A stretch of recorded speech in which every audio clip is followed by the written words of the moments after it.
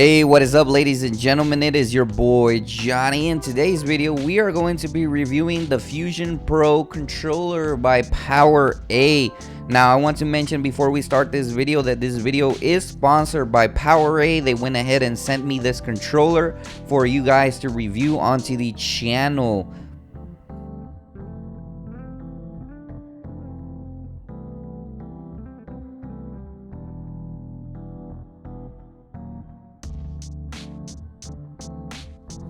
Let's get right into the unboxing of the Fusion Pro wireless controller for the Nintendo Switch.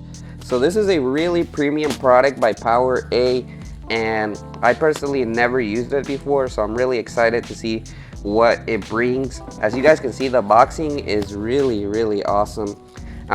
You get mappable Pro Pack buttons, which is the back paddle buttons. If you have played with professional controllers for pro gaming or competitive gaming with first-person shooter games, you know that those controllers bring back paddles, so that's actually pretty awesome. It brings a premium carrying case, a wired or wireless, so I'm assuming it'll probably have features with Bluetooth that you can use with this controller. It also has swappable parts such as the joysticks, which is something that a lot of pro controllers out there do have, and this one brings it as well. It brings a lot of stuff. You can even connect an audio jack 3.5, injected rubber grips, everything that this controller has. It brings the extra thumbstick, so you don't really have to go out and buy several different ones. It already is included with this controller. So let's go ahead and actually unbox it and see what's inside and how the controller feels in general. I personally never used this controller, but I have used Power A controllers in the past, and they are very high quality. And the fact is, I believe Nintendo actually licenses their products. So as you can see, it is licensed by Nintendo, so it's definitely a product that is more trustworthy than other third-party controllers, simply because it is licensed by Nintendo. So it will be something that you can expect high quality from. Should have gotten some scissors to unbox.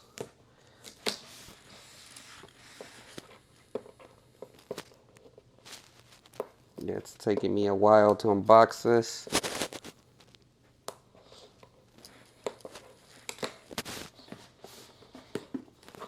So let's go ahead and open it up, and as you guys can see, the packaging is really nice.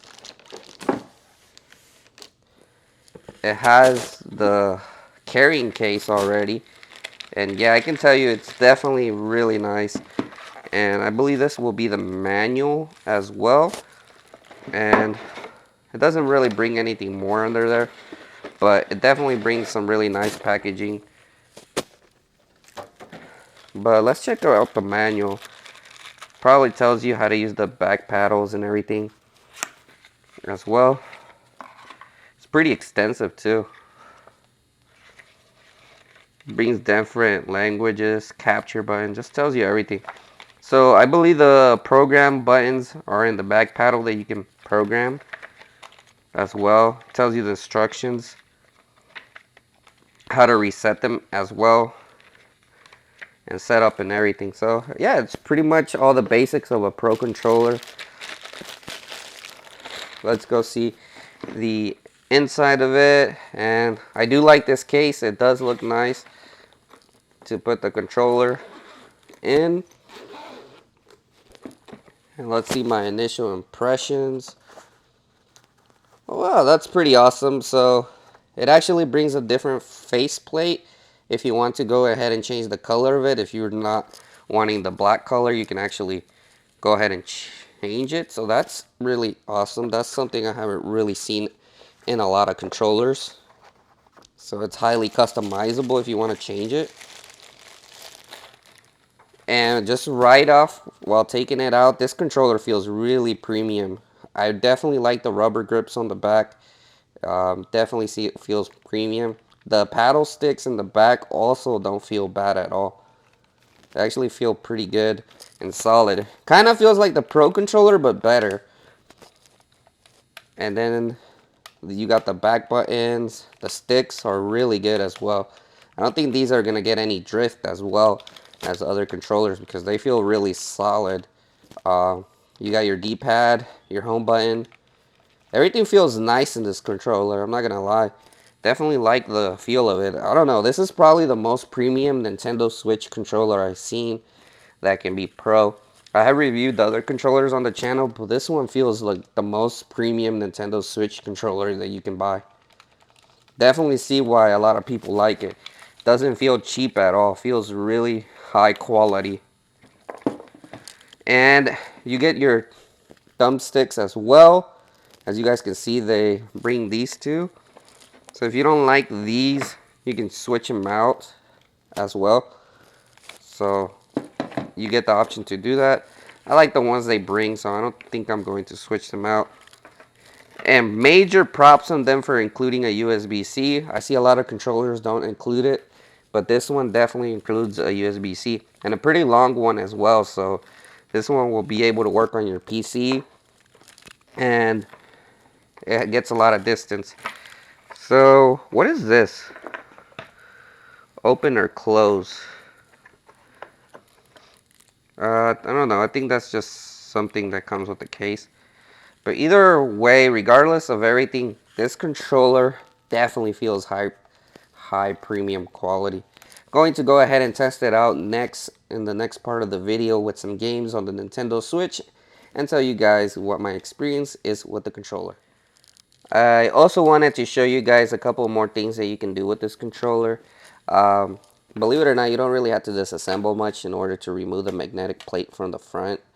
If you want to switch it, so it's very highly customizable. All you have to do is put in the other one, which is really not that difficult. I thought that was a pretty easy, simple process. Another cool feature about this controller is that the back paddles can just be lifted off from here. So if you don't have a preference to use the back paddles or anything, you don't really have to actually use them if you don't want to. So you can actually remove them. I could understand why some people wouldn't want them because some people don't need them, to be honest. Um, I'm going to assume that this little thing that came here was the reason why this thing was here, so you can actually put it in the back. That way you don't have to use the back paddles if you don't want to. Personally, I would leave those back paddles because that's definitely a big highlight of the controller, so I wouldn't remove the back paddles, but you have the option. That way, if you don't want to use them, if you feel like you don't need to, you have the option to actually remove them. So they're pretty easy to put back in, I believe. Just insert it, and then it goes back into the controller.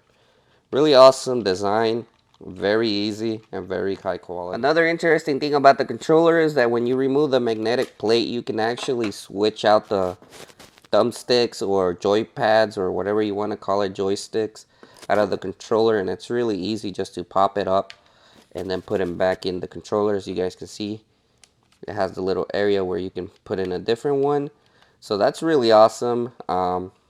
It's really easy to actually remove them and put them back in. They just go in place, and that's all you really have to do if you want to switch them out. Alright, so we're on this website where you can actually test the game pads and you can see if there is a drift in the controller. And as you guys may know, usually when controllers drift, you can definitely see like a movement on the joystick without even touching it. And as you guys can see right now, we really don't see any kind of movement on the test that we're conducting right here. And as you guys can see, don't mind the last one that it says 3.29. That's for the D-pads, I believe, but that doesn't mean it's a drift. So we're gonna go ahead and go up, and as you guys can see, there isn't really a drift there as well when I'm going up on the controller. And then you didn't really see that much of a movement as well. And when I'm going down as well, right here, there's really no drift as well. And then it goes back up to the normal place where it's supposed to be at 0. And as you guys can see right there, there's no drift as well. We can do it multiple times. As you guys can see, there's no drift on that one. So there's really no drift. I know I went off ahead, but let's go ahead and test it around as well. You don't really see a drift here, so I don't really feel any drift on this controller. And as you guys can see, I can do it as well, the test with the other stick as well, all the sides. And you know, as you guys can see, there's really no drift as well. And we can go all around as well, and as you guys don't really see a drift there. So overall, it does pass the drift test. Hopefully, in the future, it really doesn't drift, but I don't think it will drift at all because these are definitely much more stronger joypad sticks. As you guys can see, they're just better than the regular ones. You can feel the difference between that and the Pro controller. So I definitely think that will help it a lot in the long run. So yeah, don't see drifts at the moment with this controller at all. So it passes the drift test. One of the things that I wanted to show you guys with this controller is the back paddles and how to program the back paddles with this controller. So it's quite simple. As you guys can see, the back paddles come here with the controller, and all you really have to do is press this button on the back, and then a light should come up in the front. So let's go ahead and press the button on the back. You should see that light come up. Then you're going to click the button you want, and then you're going to click the paddle that you want to use in the back. So personally, I already programmed mine with the jumping and the melee attacks for Halo Infinite on this controller.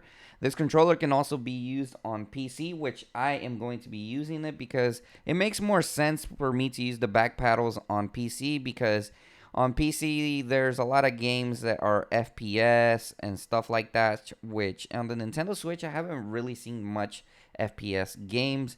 So we're going to actually play some games on PC to actually test out the controller with the back paddles. And I will also be recording my movement and how the controller feels on PC games as well. And then we'll also move on to some Nintendo Switch stuff as well. So I wanted to show you guys some gameplay on the controller on Halo Infinite on PC and how it feels. As you guys can see right there, I'm using the jump and the melee attack with the back paddles. And it feels really smooth. As you guys can see, I'm jumping with the back paddles. I haven't played Halo in a while, so I'm kind of rusty in this game. But as you guys can see, everything feels good. The aiming with the thumbsticks and everything, or the joysticks, don't feel bad at all. They don't feel like they're drifting or anything. So that's props. I have a lot of controllers that have drifted in the past. As you guys can see, I use my melee there. And I probably should program some more back paddle buttons, but I haven't. But either way, I'm having a pretty good experience right now with the back paddles. I usually only program two back paddles, like the jump and sometimes the melee, in certain games. One thing I like about it, that it recognizes my PC immediately once I use the USB-C cable. I do believe it has a Bluetooth button in the back that you can also use, so it wouldn't be necessary for you to use what I'm doing. Um, so you could just use it with Bluetooth. Just make sure that you have a good Bluetooth system on your PC. Sometimes the one on the motherboard isn't really that good, because I had like a PC where like the motherboard, it struggles for some reason. So as long as you have one of the newer Bluetooths, you should be fine for most part. But as you guys can see, I did use the back paddle to melee someone in this game. I know my skills are pretty rusty right now though, because I haven't really played Halo in a while. And I haven't really programmed the crutch or anything on here, or the weapon switch. So you have four back paddles that will be up to your personal preference on when you want to program them. I can understand it on, like I said, mentioned previously, I can understand it working for like PC games or stuff like that. But on the Nintendo Switch, we really don't get that many FPS games. But I can definitely see the usage of the back paddles for somebody that may have a disability, that aren't able to move their fingers that much. Sometimes back paddles have been proven to help a lot, from my understanding. I'm not 100% sure on the topic, but I do know that sometimes when somebody has like a hand injury and they want to play video games, back paddles do indeed help. for that. So that may be something you may want in the controller, or if you just want to be competitive as well.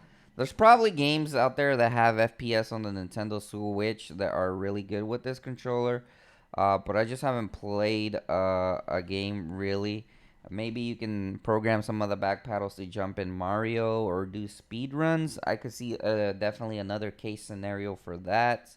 But we are going to go ahead and play the Nintendo Switch just so you guys can actually see some of the performance of this controller on the Nintendo Switch rather than just seeing a PC game. I hope you enjoyed the footage of my gameplay on Halo Infinite. I'm not that good at it, but let's continue to the video to the next portion of it as well.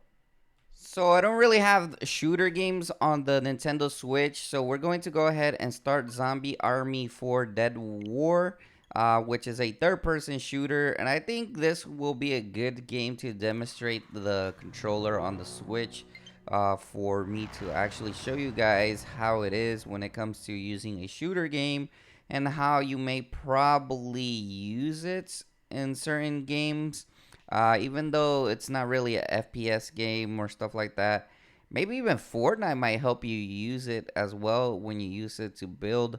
I can definitely see the back paddles being used as something that you can use for shooting as well. So let's go ahead and just choose a random area and start the game. As you guys can see, we're going to start this area right here where it's probably gonna be useful for the controller's back paddles. I haven't played this game in a while, but it is on the Nintendo Switch, so let's see if we can skip this. Alright, so this is like a weird pistol. But yeah, let's go ahead and pick that medkit. As you guys can see, okay, I can definitely see the melee being used there. And the only thing, I really don't have a good weapon. I'm surprised they gave me this weapon. I didn't really want this weapon. Should have paid more attention to it. But anyways, we're going to go ahead and program my back paddle for shooting. So we're going to go ahead and press that. So we're going to switch it over. As you guys can see, I am using it now for shooting. So maybe it will look cool. Oh, we can pick up a different weapon. Yes, I'm definitely going to pick up M1 carbine. It's a better weapon. So as you guys can see, I am using the back. I had low ammo, but as you guys can see, it was working pretty well. And I can also throw melees attacks like that as well with the back paddles.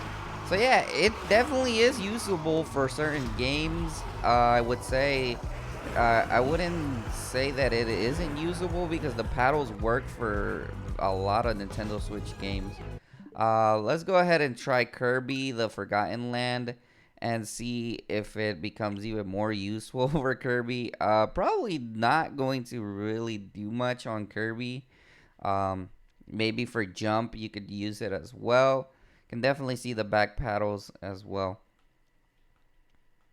On Kirby the Forgotten Land, let's go ahead and continue and see how it works with Kirby.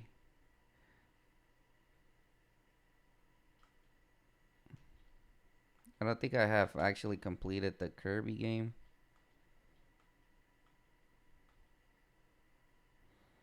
It's making me read all the dialogue, which I don't.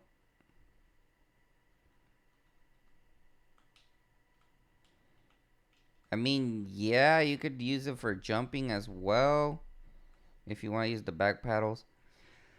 But the good thing is that, I don't know, the controller, personally on the Nintendo Switch, I wouldn't really use the back paddles. Maybe if you're playing Fortnite would be a better example for you to use it, or if you're playing on PC would be the best usage for a FPS game.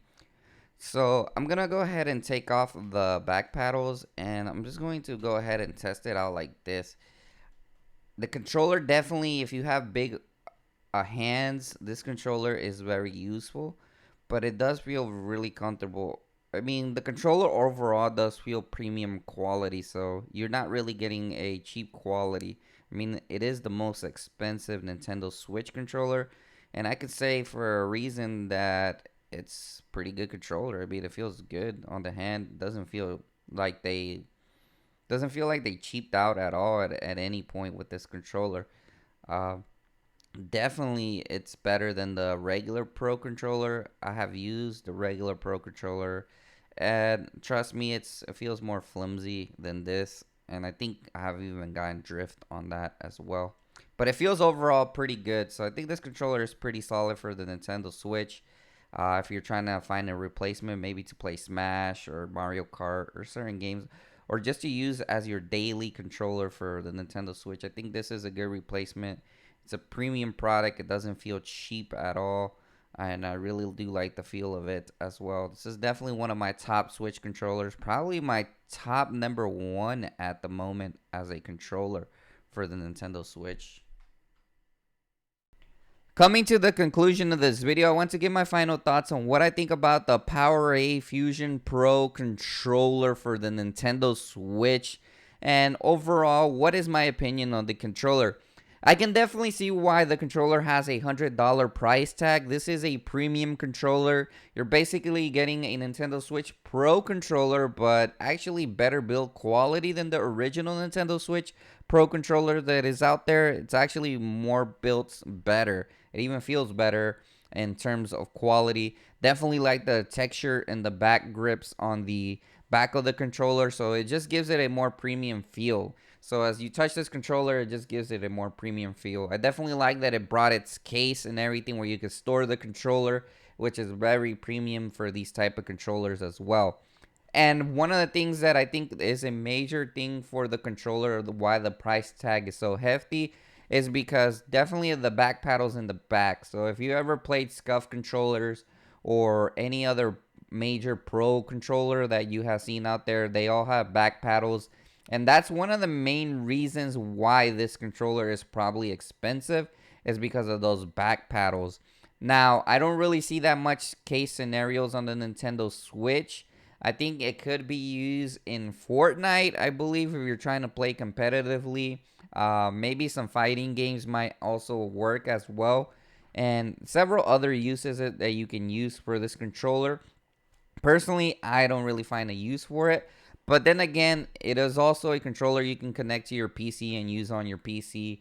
So if you want to play first person shooters on PC, you can use this controller as well. So you're just not limited to the Nintendo Switch. Any other devices that allow you to use this controller, you can actually use it on different types of devices. So that's a major plus on this controller. And I mean, if you are trying to find a controller that is really compatible with the Nintendo Switch and it's a high premium quality build, I definitely would recommend you pick up one. Definitely like the build quality of the controller. It did not feel cheap, like I mentioned before. The buttons, everything feels snappy, and it doesn't look like it's going to Joy-Con drift at any time soon. So I give it props. The back paddles were a really good thing, especially when I was playing Halo Infinite on PC with this controller. They really didn't feel bad. I actually did improve my gameplay when I was using the back paddles, because they're just really smooth. The click is really responsive on the back paddles. I didn't really feel like any type of delay on it. So I felt just right comfortable with them. I really do like the design. And if you don't like the back paddles, you can also take them off on the controller, because it gives you the option to take them off if you don't like the back paddles. If you just want to play it for the Nintendo Switch with no back paddles, you can just take it off and put a cover as well on the back. So that is a major bonus. It was very easy to program the back paddles. It's really not that hard. Once you get used to the manual and everything, it's really not that hard to actually program the back paddles on the button you desire to use for certain games as well. So overall, I think it's a pretty good solid controller, and I would recommend buying it if you want a high expensive quality controller for the Nintendo Switch. I probably would say this is probably the most expensive but the highest quality controller I have yet seen on the Nintendo Switch specifically. The reason why you're paying a good price is because it's a premium product, and it is a premium controller for the Nintendo Switch. So I do recommend it. So I will be leaving the link in the description. Please use my link in the description as well, because this helps me out if you decide to buy something off of the Fusion Pro or the Power A website. If you use that link, it actually supports me a lot. So if you decide to buy a Fusion Pro controller or any product from Power A, please go ahead and use that link in the description. I will really appreciate it. So anyways, that pretty much sums up the video. I just wanted to show you guys what this controller was like, and have a nice day. Peace out.